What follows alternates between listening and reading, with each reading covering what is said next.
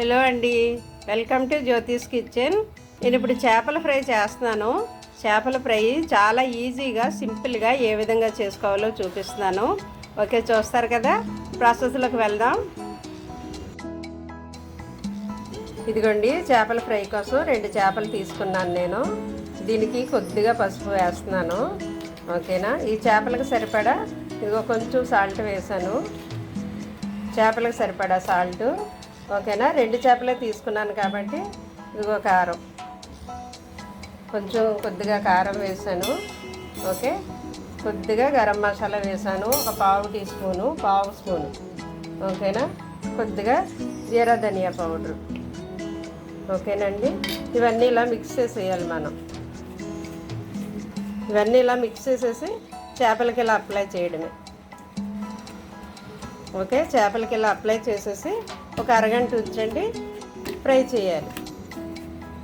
ఒక అరగంట ఇలాగా దీన్ని మ్యారినేట్ చేయాలి. చేపలని ఈ పొడిలోను శుభ్రంగా ఉప్పు కారం అంతా దీనికి పడుతుంది. మ్యారినేట్ చేసాక మనం మీకు కావాలంటే సాలో ఫ్రై చేసుకోవచ్చు, లేదంటే డీప్ ఫ్రై చేసుకోవచ్చు.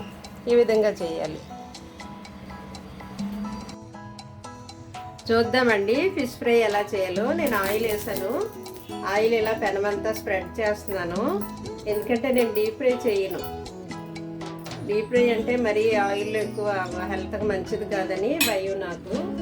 అందువల్ల ఈ మ్యారినేట్ చేసి ఉంచుకున్న ఫిష్ని ఇలా పెట్టేస్తున్నాను.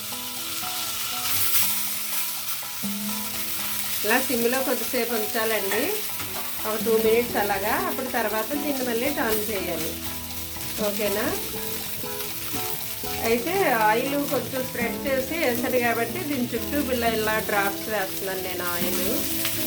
ఓకే, ఒక 2 మినిట్స్ ఉన్నాక నేను టర్న్ చేసి చూపిస్తాను మీకు. ఇవిగోండి, మన చేపలు ఈ విధంగా ఏగాయి. దీన్ని ఈ విధంగా టర్న్ చేసుకోవాలి అలాగా. ఓకేనా. ఈ విధంగా టర్న్ చేసుకోవాలి.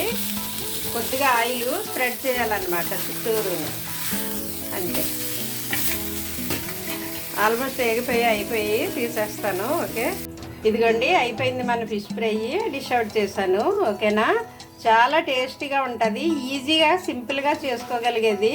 ఎవరైనా ట్రై చేయొచ్చు, ఎంత తెలియని వారైనా. మ్యారినేట్ చేసి మనం పెనం మీద వేసేసి చుట్టూ ఆయిల్ వేసి ఫ్రై చేయడమే, టర్న్ చేయడమే. చాలా simple and easy. Okay, try చేసి